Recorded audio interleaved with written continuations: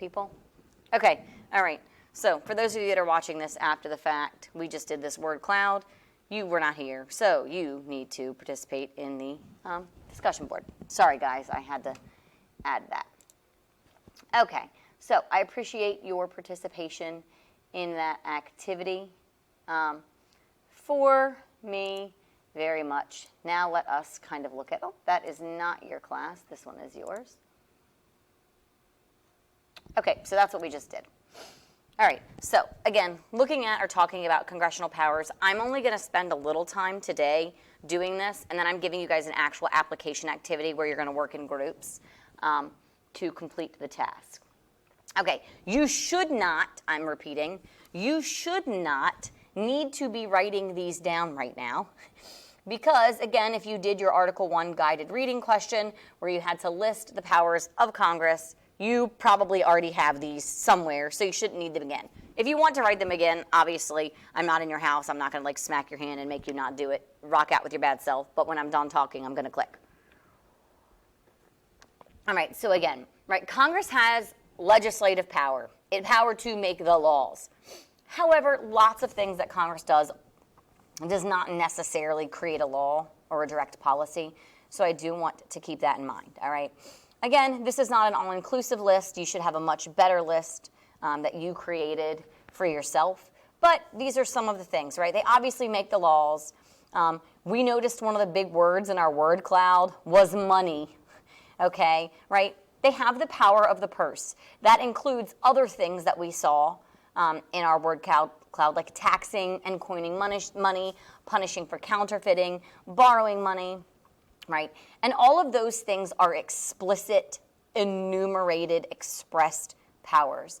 But we also know related to money, an implied power would be the power to create a national bank, right? All right. They have the power to establish a post office that actually existed under the Articles of Confederation as well, right? If we think about it, Article 3 only creates the Supreme Court, and then it says, Congress, you can do the rest. So Congress has the power to create all of the lower courts. So every federal court that we have in this country that is not the Supreme Court of the United States was created through a Judiciary Act of Congress, which we will talk about a little bit more when we get to the judicial branch itself. Okay? You guys got regulate commerce. That was one of our big words. Naturalization laws. So Congress has the ability to determine what process is required to become a United States citizen. Right now, it includes living in the country for a minimum of 10 years for a regular citizen, the basic path. You have to pass a citizenship test. You have to go through a background check, and then you have to give an oath to be, honest and faithful and dedicated to the United States of America. To punish pirates, and I do mean like, pirates of the high seas. However, when we talk about piracy of intellectual property, they also create laws and make punishments for that too. That links to our patents and copyrights. So if you want to say, this was my idea, I had it, I should get ownership for it. If somebody else creates something based on my plan, I should get credit for it, right? You would file to get a patent or a copyright. And Congress regulates that. They regulate the military. That's the next two. You guys got that without a doubt. We saw that very big in our word cloud. Govern D.C. is not specifically listed in the Constitution, but Congress does have the power to kind of govern and oversee D.C. because it is a federal district. Yes, D.C. has its own local government, but that's because the national government says they can have it. Declare war, that was one of our big ones, and impeachment, that was also one of our big ones. So very clearly, you guys know what these powers are based on the warm-up activity that we did in class today. Do we have any questions about these powers? I think they're pretty basic, but I didn't want to move on without giving you a chance to ask questions if you have them. Oh, okay then. Good to go, my friends. Good to go. All right, so this one you probably do want to write down, even though you did read Article 1, right? These are the specific powers of each chamber, right? So the last slide was power in general. However, there are some specialty powers or specialty things that each one of the chambers in Congress was given the authority over when the founders created the Constitution in 1787. So when we talk about approval, this is the Senate. It's very interesting to me. So my daughter is in the 5th grade, and she's doing 5th grade social studies. And right now they're looking at the branches of government, and they're looking at checks and balances. And obviously they're in the 5th grade. So things are a little bit simplified, and it's like, oh, Congress has the power of presidential approval, which is true, but it irks me because it really is the Senate part of Congress that has that power, okay?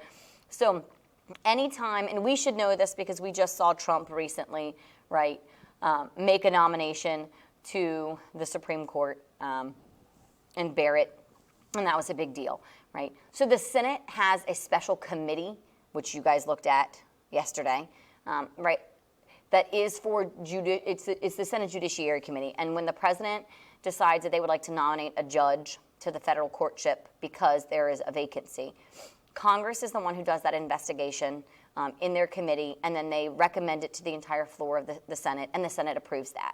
Also, when the president is choosing members to sit on the cabinet, which Joe Biden is already in the process of trying to determine who it is he would like to have on his cabinet, that has to be approved by the Senate. So the president can't just pick whomever they want to, right? That is our system of checks and balances.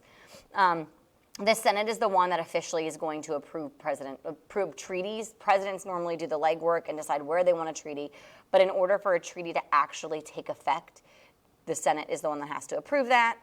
And then the Senate is the one who actually holds the impeachment trial. They act as the jury.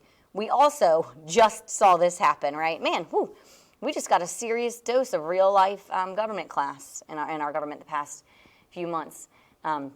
For certain, right? So the impeachment trial is held there. When we look at the Senate, all bills that deal with taxing have to be introduced on the Senate floor.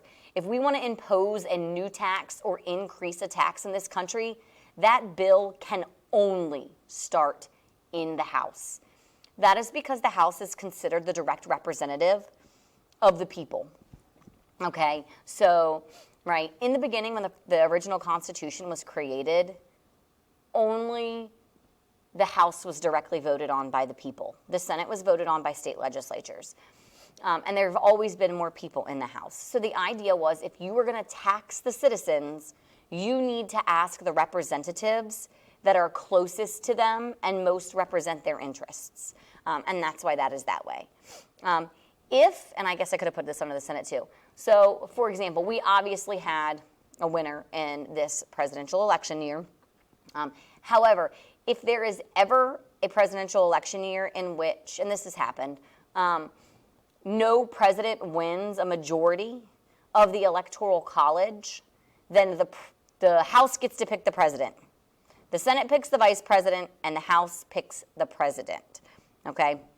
That's a pretty strong power. Okay? And then the House has the power of impeachment. And I do want to kind of point out here, and I'll probably say this a couple times throughout the course of the year. Impeachment, we often think that impeachment means to be kicked out of office. It doesn't. Impeachment is the formal charge. It's kind of like an indictment would be in like a regular court. So an impeachment is a formal charge that says this needs to go to trial. The House makes that decision. They kind of act like a grand jury, I guess.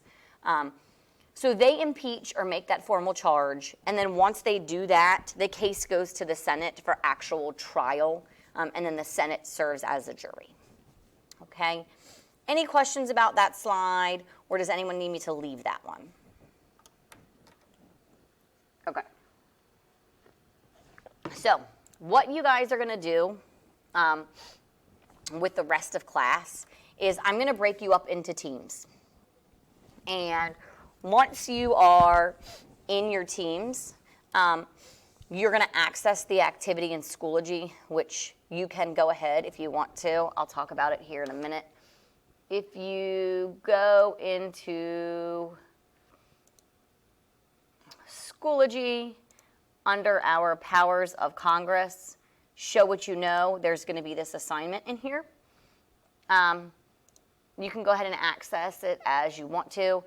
basically, you've got to do a news hunt. So whoever's in Steven's group is probably lucky because he probably knows exactly where to go because, well, we all know Steven is a news junkie.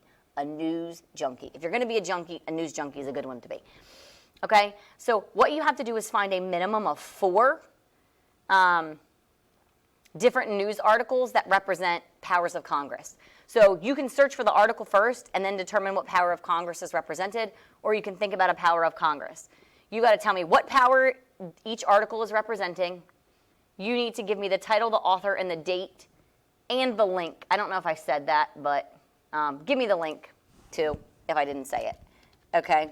The link for the article, and then explain to me in a couple of sentences how does that article display this power. Okay? Again, you can do a divide and conquer method, and each person in your group can do one if they want to. Right? But I still want you actually talking to each other while you're doing this. It's not each person does their article and that's it. You need to engage in a conversation with each other while you are doing it. Okay? So with that, you should all pull this up. You do not have to submit, if you have like 5 people in your group, you don't have to submit one of these. Each person doesn't have to submit one. If you want to submit your own, go ahead and submit it. But what I would like you to actually do is to just submit one. So determine who's going to be like your scribe or your main person, and then that person's going to type. They're going to open their document, and they're going to share it with every member of the group. So everybody can access it, but in the end, only 5 or 6 people need to actually submit this assignment. You just need to make sure on your assignment at the very top, up here, you insert the names of your group members, okay? So with that, I'm getting ready to send you into breakout rooms to work, and then, right, you have to have 4 done before the end of the period. That should be easy. You can do up to 8 for extra credit points, okay? So this assignment is worth 20 process points, but you can earn as a group 40 process points, all right? If that is your cup of tea, okay?